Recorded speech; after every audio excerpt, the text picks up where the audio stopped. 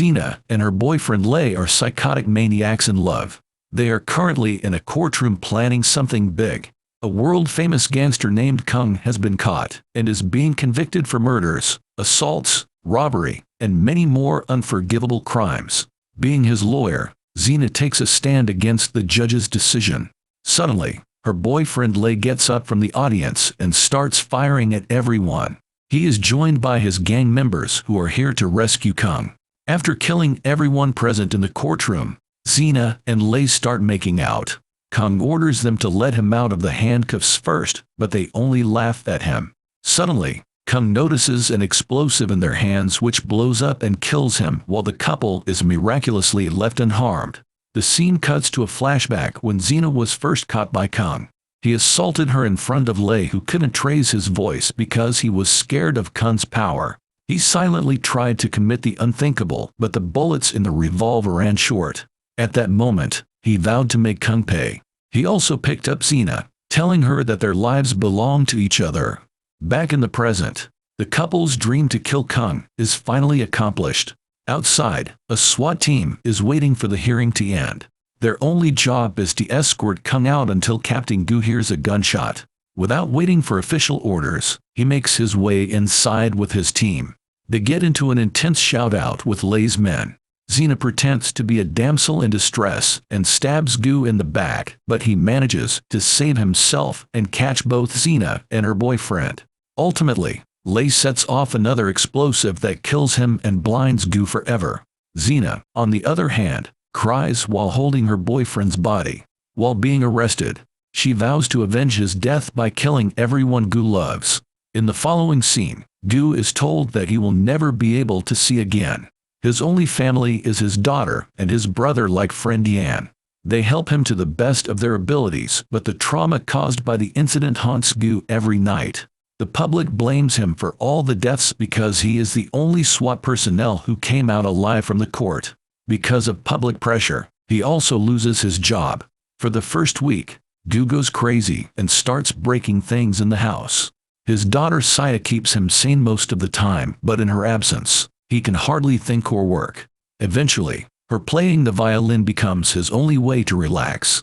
As days pass, Gu starts to heal. He also begins working on his hearing and other senses now that he can no longer see. One day, he surprises Saya by catching a ball thrown toward him. To test his skills, she throws several balls at him and finds out that he has mastered the art of seeing without eyes in only a few months. Yan is also amazed by his friend when Gu can tell exactly where he is standing just by sensing his presence. 6 months after the incident, Saya and Gu decide to go to Manila for a symphony competition. In the meantime, Zena is still in prison counting the days until she can see Gu again. The gangster Kunz had a son named Kan who desperately wants to kill Zena. To do so, he sends a petition to move her to a different prison in Manila. But Zena knows about his intentions, so she refuses to sign the consent papers. Saya and Gu land in Manila and go directly to the theater for the competition. Minutes before the performance, Saya loses her rosin and is replaced by another girl. When she is alone backstage, a group of men forcefully drag her to their car. Gu senses that his daughter is not among the performers and gives her a call. She picks up, but Gu only hears the sound of her screams. He runs to the parking lot but is seconds late from catching the vehicle. After that, he quickly makes a call to the police. A few hours later, Gu is told that his deformed dead body has been found near a river. She was attacked with acid and left to die. To identify the body, Gu touches her hand and discovers that it is not his daughter. Saya has been playing violin for over 10 years and her fingers have thick callus on them. This body doesn't have anything of such sort, which proves that she is still alive. Gu explains everything to the police officer, but the man refuses to believe him. He says the ID card found in her pocket is enough evidence and no further actions will be taken. In a fit of rage, Gu attacks the officer and the incident is broadcast live on TV. Meanwhile in prison, Zena sees the news and is delighted to see Gu suffering. After discovering that he is in Manila, she signs the consent form to be transferred to a prison in Manila. In the next scene, she is masked, chained, and surrounded by many guards while on the way to the new prison. Suddenly, The vehicle stops, and Xena comes out with a gun in her hand, having killed everyone inside in less than a minute. She also ambushes all the guards following behind and eventually escapes. When Can finds out about the escape, he kills a guard in anger. He orders more men to find her as soon as possible, assuming that his father will only attain peace when she dies. Somewhere else, Gu is in handcuffs being told that his daughter is definitely dead. He realizes that the police are not going to help him and instead send him back home. Hence, when he gets the chance, he knocks out 2 of them and tries to escape. What he doesn't know is that Xena had been sitting in the front seat waiting for him to do just that. Instead of killing him instantly, she pretends to be a good police officer who will help him find his daughter. Then, we finally get to see Saya with many other girls. They have been abducted by none other than Gangster Kang. He runs a huge traffic ring, kidnapping girls from around the globe and selling them through the dark web. He takes extra interest in Saya because of her beauty and raises her price. Simultaneously, since Xena knows everything about Kang's traffic ring, she tells Gu exactly how they can find his daughter. The police won't help them because they have been bribed to keep their mouths shut when it comes to Kang's business. Even though Xena wants to kill Saya in the end, she is willing to be on Gus's side till then. They decide to use Xena as bait and get into the place where trafficked girls are kept. With her help, Gu finds the number of a local dealer who accepts the girl and sends them to an old woman. She is the mediator in charge of checking if the girls are good enough for their clients. She approves of Xena but senses that Gu is not there with good intentions.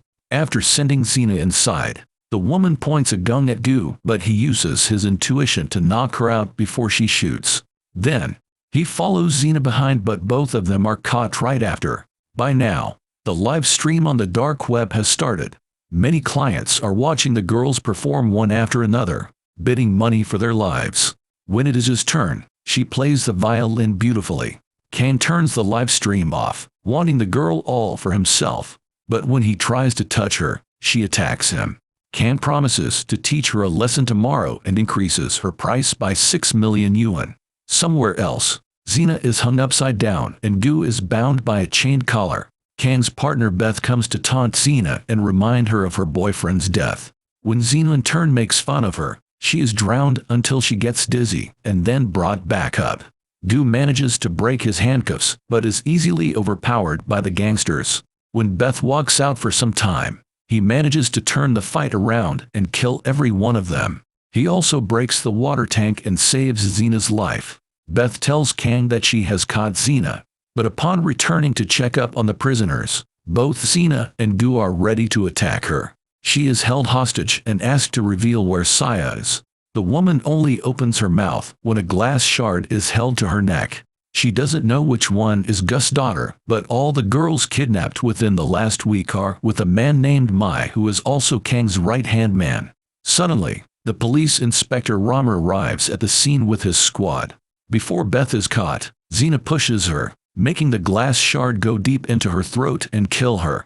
Then, the two run away to a house that Xena claims belongs to her. In reality, it belongs to one of the police officers she killed when she escaped prison.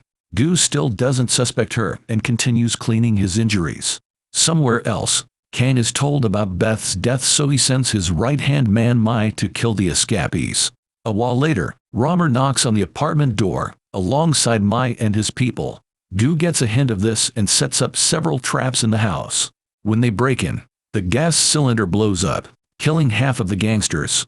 Mai attacks Gu while Xena fights the rest of the insignificant enemies.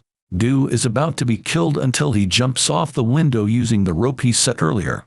He meets Mai again in the hallway and captures him using the same rope, which is now tied to an elevator. Upon being tortured, Mai brings them to the storage unit where the stolen girls are kept. They set many girls free, but Saya is not one of them. This means that she has either already been sold or she is at Kang's place waiting to be sold the next day. At the police station, Yan arrives and inquires about progress Romer has made in the case. When Romer refuses to share information, he goes looking for his friend on his own. Meanwhile, Gu holds Xena at knife point and asks her to reveal who she is. It turns out that he sensed the smell of a rotten corpse in the apartment that Xena claimed was hers. She simply smiles and says the same words she said when her boyfriend died. Gu registers who she is and calls her a crazy woman.